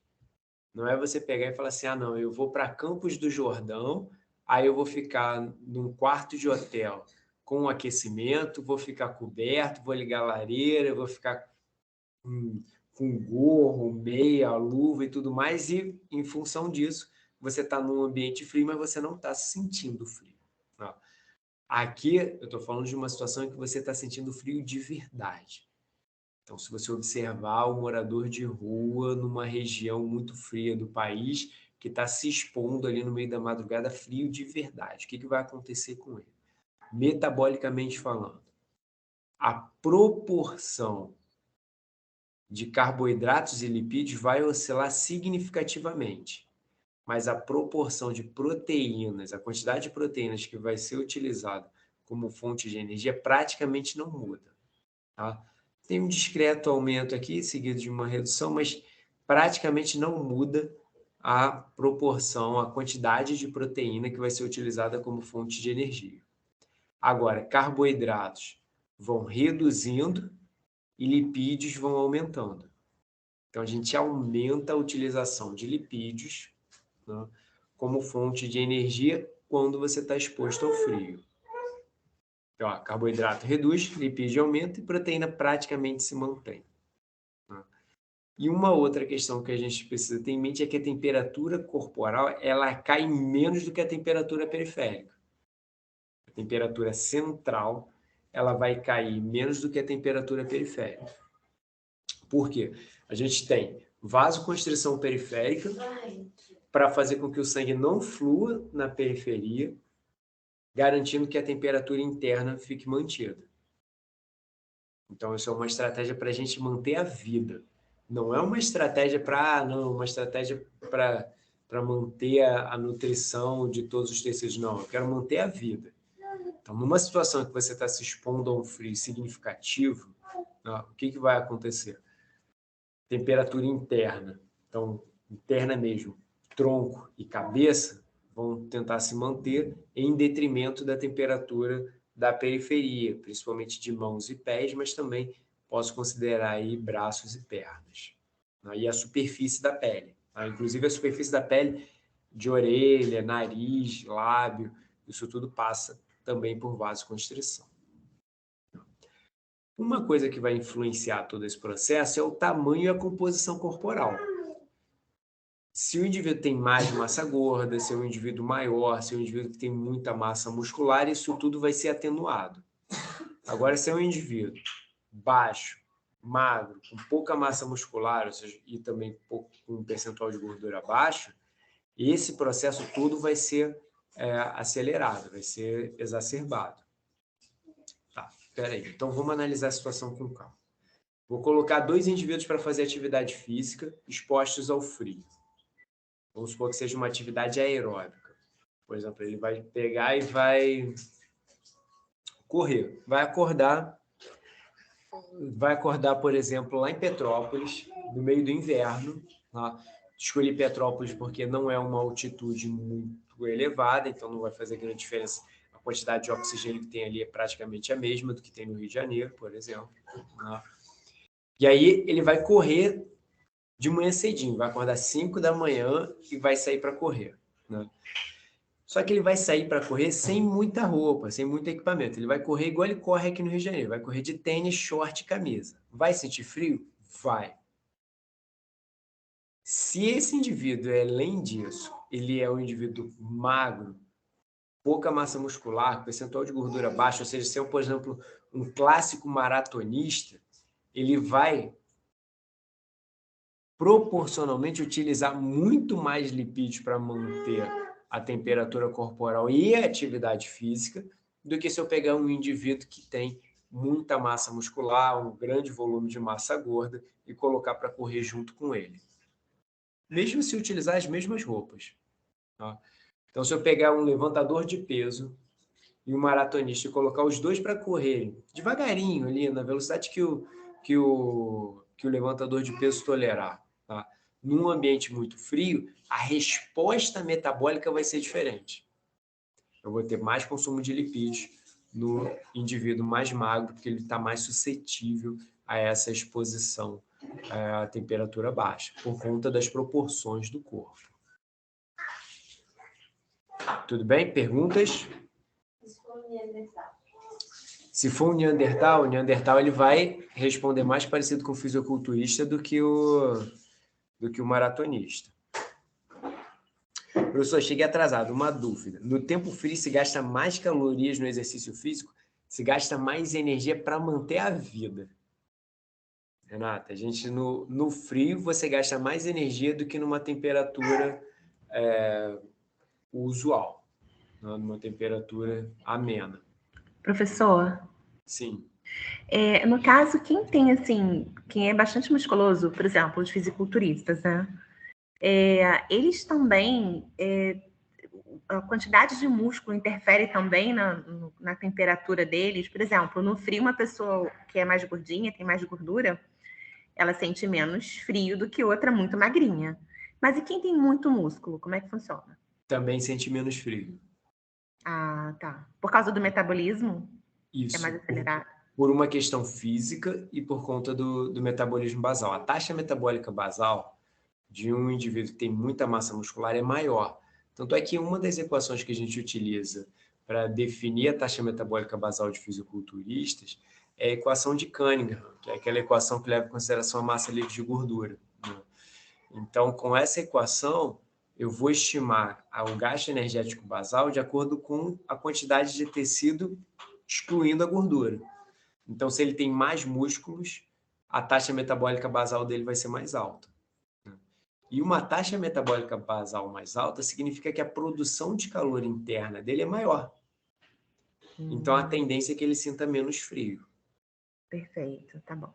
Tá? Então, o ideal para você sobreviver bem num ambiente muito frio é você ser muito musculoso e ter muita massa gorda. Lembra aqueles vídeos que eu mostrei para vocês, né? Não sei se foi vídeo ou foto, do sujeito fazendo levantamento de peso? Aqueles caras levantando aquela barra com um monte de anilha ali, levantando 400 quilos, 500 quilos e tal.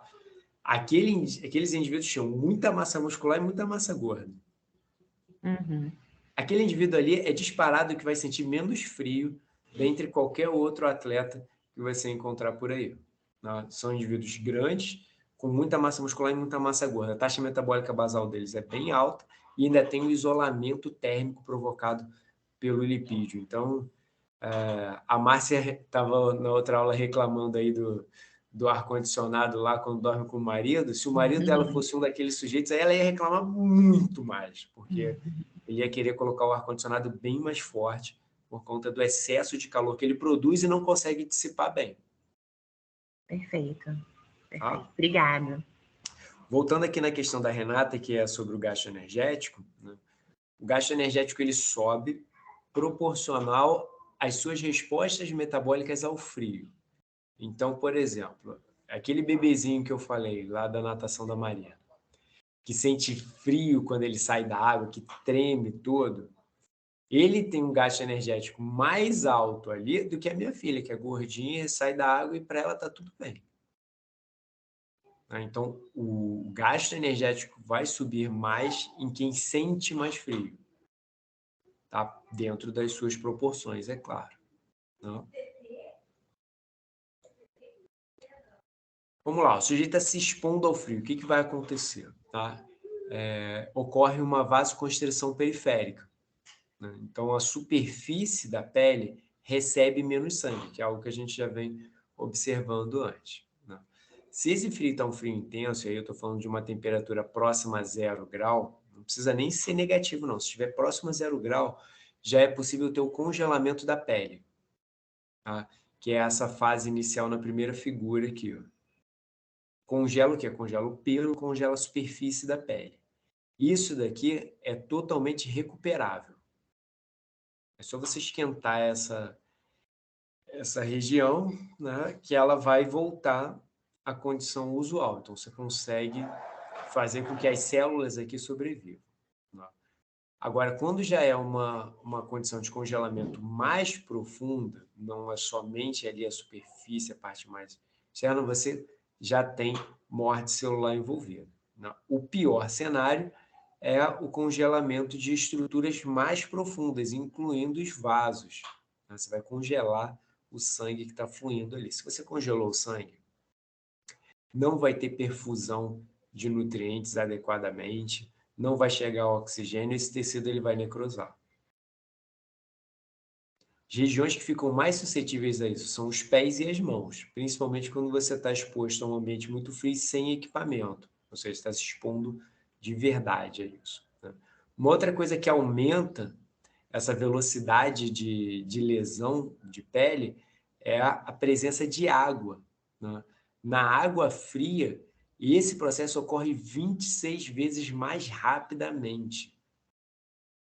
Então, é muito rápido esse processo na água. Então, se você cair na água gelada, saia rápido, tá? Saia rápido porque existe uma intensa vasoconstrição periférica e isso pode levar a um congelamento das suas extremidades. Aí eu estou falando de nariz, orelha, dedos das mãos e dos pés, né?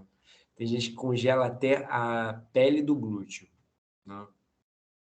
Vamos lá, ó. Olha as imagens aqui. Eu sei que são imagens um pouco mais fortes, mas aqui em cima a gente vê algo que é recuperável. Você vê que a pele está branca. Aí você fala assim, Sérgio, parece até que pintaram de rosa a mão. Não, é o contrário. A ponta dos dedos aqui, na primeira imagem de cima, tá? Ela está branca porque o sangue não está fluindo por conta da vasoconstrição. Quando ocorre um congelamento mais profundo, as extremidades elas ficam roxas, igual a gente está vendo aqui. Se ocorre o terceiro grau de congelamento, que a gente viu anteriormente, ó, aqui, ó, ocorre literalmente necrose, morre, o tecido morre. E essa parte preta, ela vai ser removida porque já está morto, não tem mais retorno, né? Aqui, nas imagens do lado direito, tem retorno ainda. Você aquece, o sangue vai voltar a fluir e vai ficar tudo bem, né? Agora aqui, ó, tá necrosado, não tem mais volta. Talvez seja necessário amputar. E olha que interessante a coisa, né? Você pode cortar isso aqui com um alicate que o sujeito não vai sentir nada, porque o tecido está morto, inclusive os neurônios sensitivos que estão ali. Então, essa parte preta, você pensa assim, caraca, deve estar doendo absurdamente. Não, não dói, porque os neurônios que levam essa informação de dor até o cérebro, eles estão mortos também. Então, você pode pegar uma agulha e enfiar aqui que o sujeito não sente nada, porque esse tecido já está morto, tá? Tem uma série de filmes que retratam isso. Eu lembro que eu assistia recentemente um filme no Netflix que mostrava logo no início do filme o sujeito tendo os dedos amputados por conta da exposição ao frio. Esses filmes de escalada aí, todos eles estão perdendo várias partes, nariz, e depois mostra, né? Que, em geral, eles são verídicos. Sim. Que a gente gosta de assistir, depois perdeu não sei quantos dedos, outro dia perdeu as 2 mãos, ai, horrível. Aí perde a orelha e volta aos dedos do pé. Nossa, Não. brabo. Eu entendo, por exemplo, o sujeito estava num voo, o avião caiu, está lá no meio da neve e tal, aí acontece isso, pô, isso.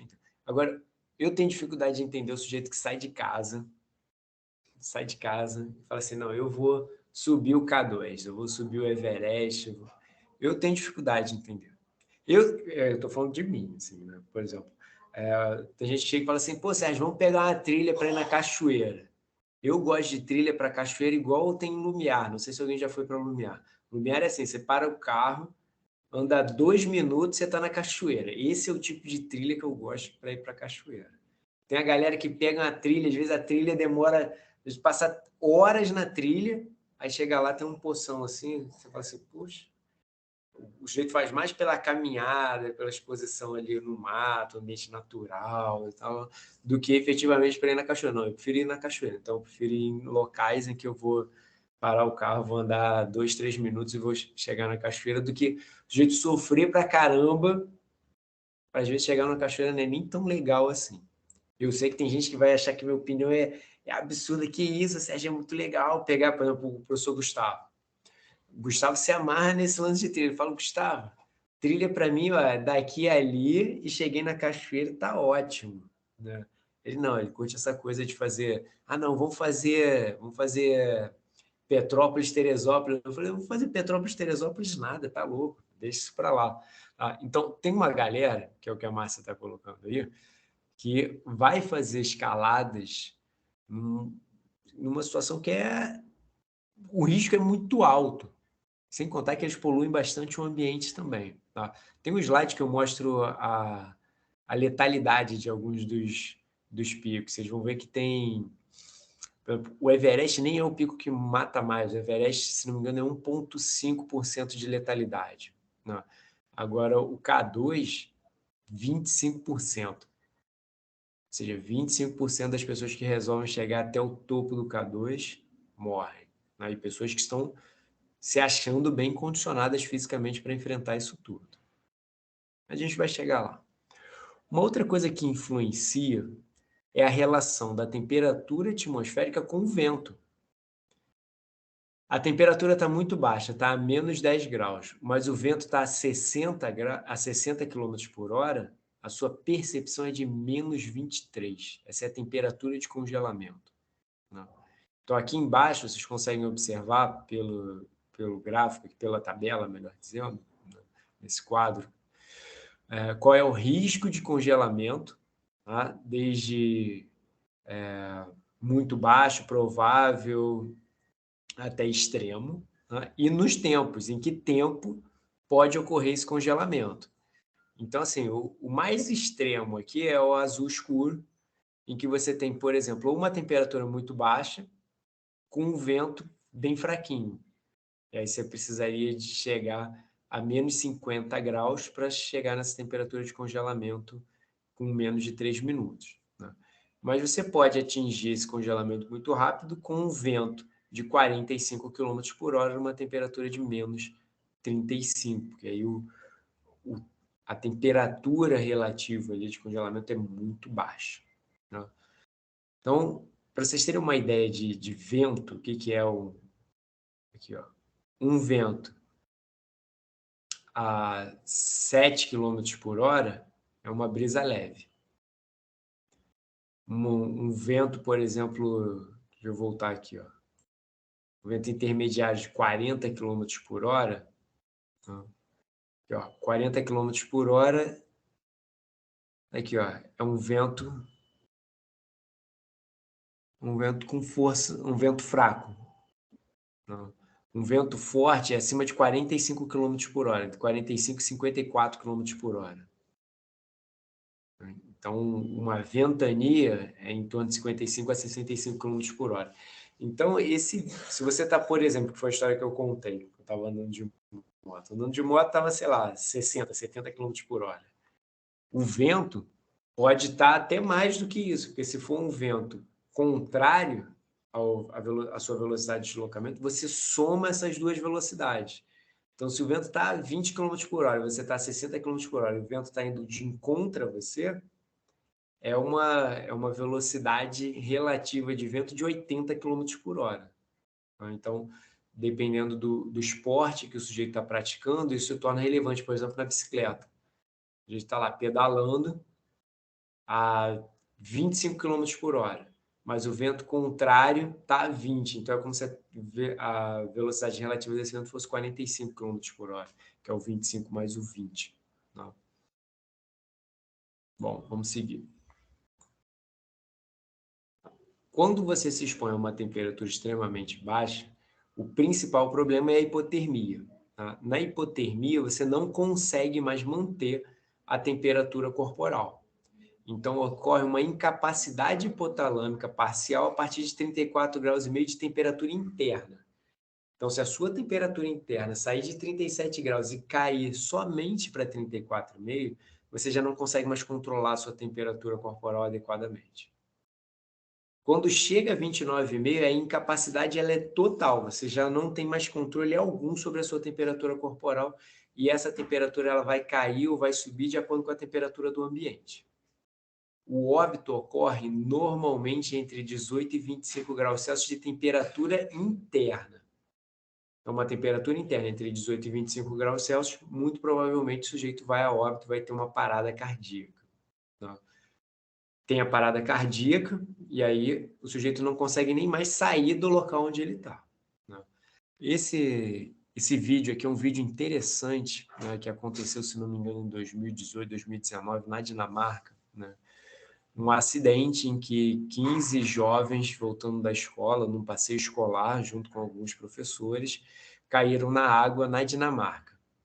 7 desses jovens tiveram uma parada cardíaca e conseguiram, com um atendimento hospitalar, voltar à vida.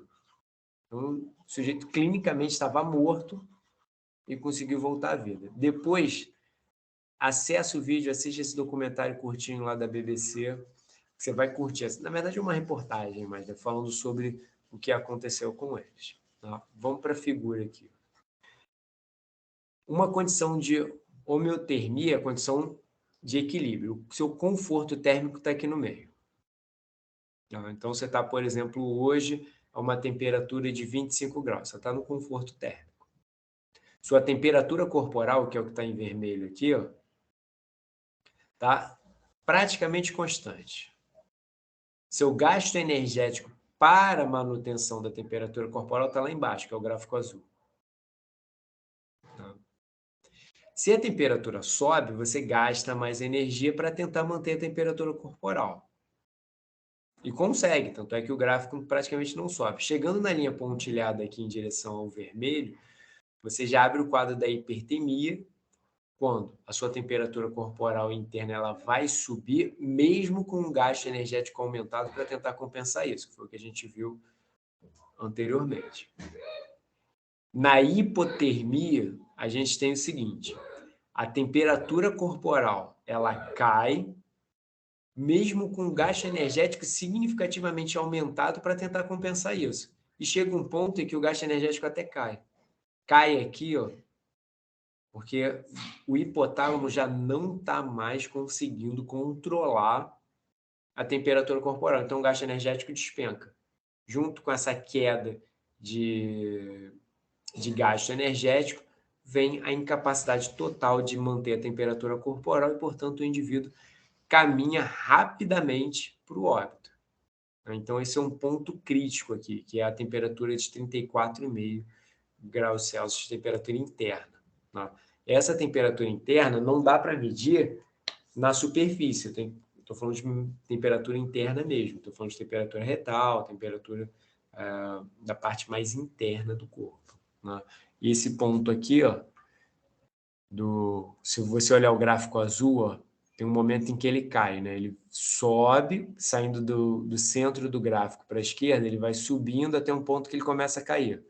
Esse ponto de queda é o 34,5 graus Celsius. Né?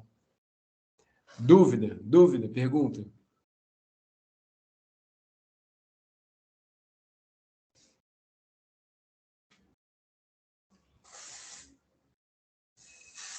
Tá, vamos lá, vamos seguir. Então, qual é o efeito cardiorrespiratório da hipotermia? O sujeito ele tem uma parada cardíaca resultante da inibição do nodo sinusal. Tenho certeza que vocês lembram que o nodo sinusal ele é um marca-passo endógeno, é o nosso marca-passo cardíaco. Ele que garante a despolarização de átrios e depois de ventrículos. Então, o nodo sinusal para de funcionar. Quando o nodo sinusal para de funcionar, o coração para de bater. Então, se a temperatura cai muito, o nódulo sinusal para de funcionar, o coração para de bater, o sujeito vai a óbito se ele não tiver uma normalização da temperatura corporal. E o que é interessante é o seguinte, o coração para de bater, mas a capacidade de troca gasosa do sujeito ela ainda é mantida. Então, se eu fizer processo de reanimação, ou seja, se eu fizer a ressuscitação, o movimento ali no gradil costal, para fazer o coração bater artificialmente ali pela pressão que eu estou exercendo, o sangue vai fluir para o pulmão e vai ter alguma troca. Então, eu ainda consigo recuperar o sujeito nesse momento. Tá? Mas, conforme o tempo vai passando, e aí tem alguns casos extremos, o caso mais extremo que eu encontrei na literatura foi de 8 horas de parada cardíaca. Depois de 8 horas, a mulher conseguiu voltar. Né? É uma situação mega extrema, tá? Normalmente o sujeito ele não volta depois de alguns minutos. Não, o usual não Aí volta toda cheia de sequela, não, Sérgio? Aí existe... Olha como é interessante essa questão. Se você tiver uma parada cardíaca numa temperatura ambiente usual, você vai ter muito mais sequelas do que se você tiver uma parada cardíaca por conta de hipotermia. Por quê? Essa sequela ocorre por morte neuronal. A morte neuronal ela é reduzida na hipotermia porque o metabolismo celular geral de todas as células do corpo reduz muito, porque a temperatura está muito baixa. Então, as trocas elas estão reduzidas. Então, por exemplo, lá no caso das crianças, não foi observado nenhuma sequela importante. Né? Agora, no caso dessa mulher, sim, tiveram sequelas. Né? Então, se você tiver que escolher um momento para ter uma parada cardíaca, escolha ter uma parada cardíaca num quadro de hipotermia, porque o seu cérebro ele vai ser relativamente preservado. Existe uma crioproteção. Sim, entendi.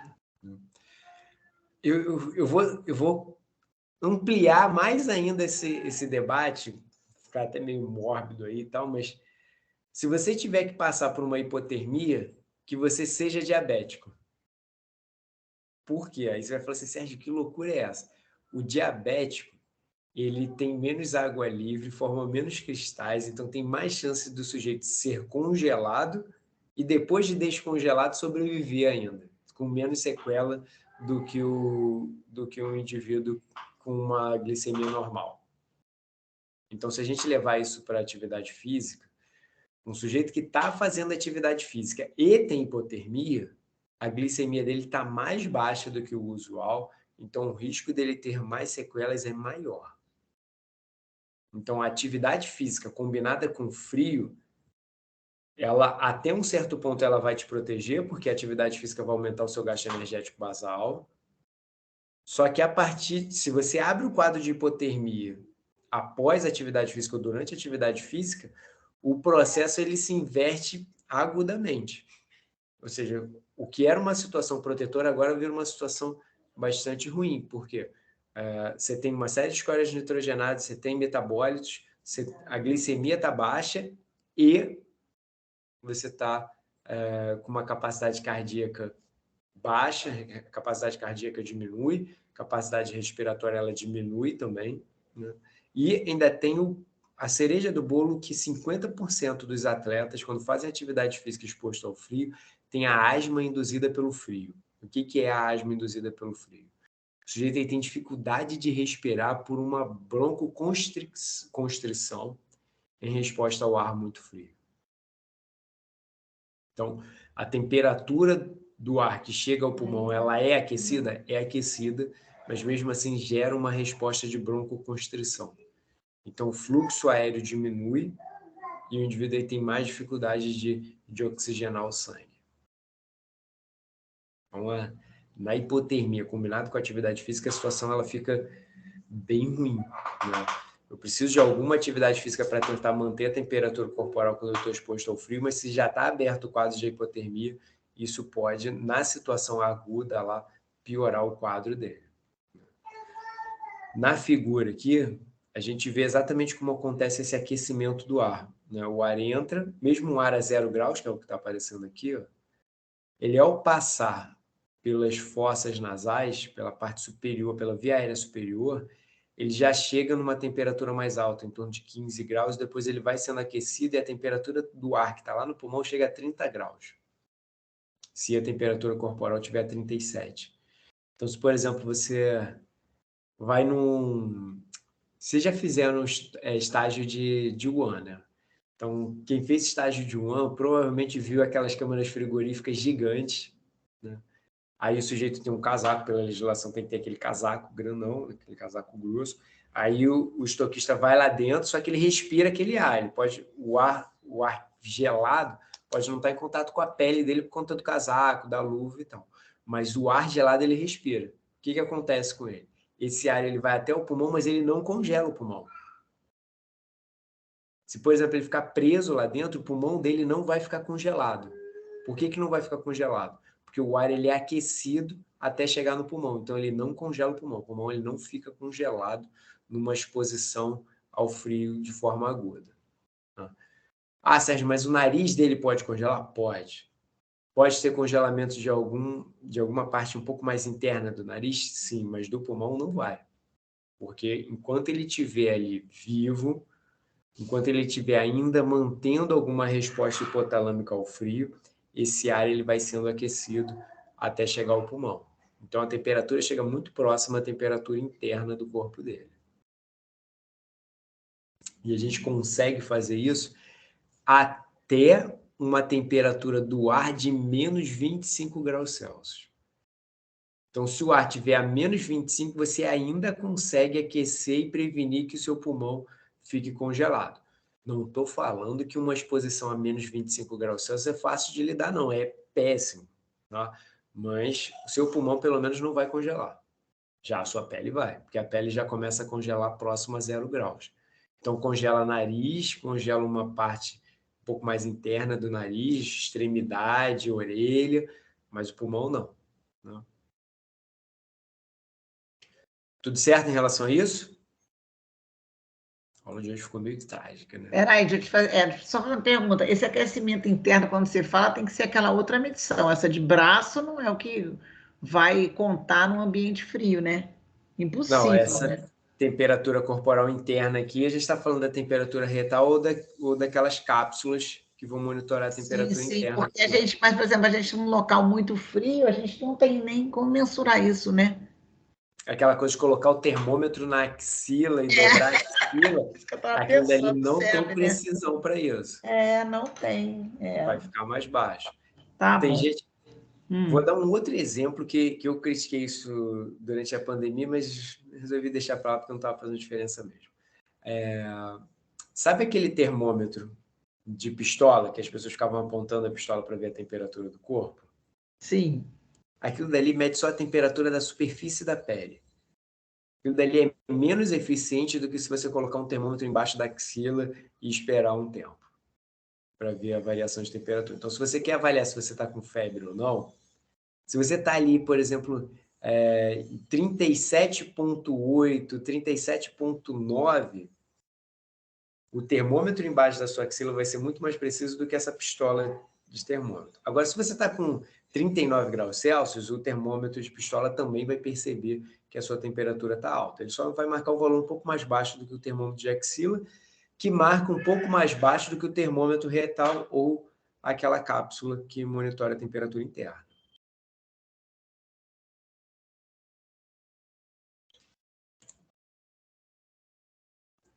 Caramba, agora que eu vejo, são 12h20, nossa aula está terminando. Vamos lá. Exercício físico no frio. O que vai acontecer?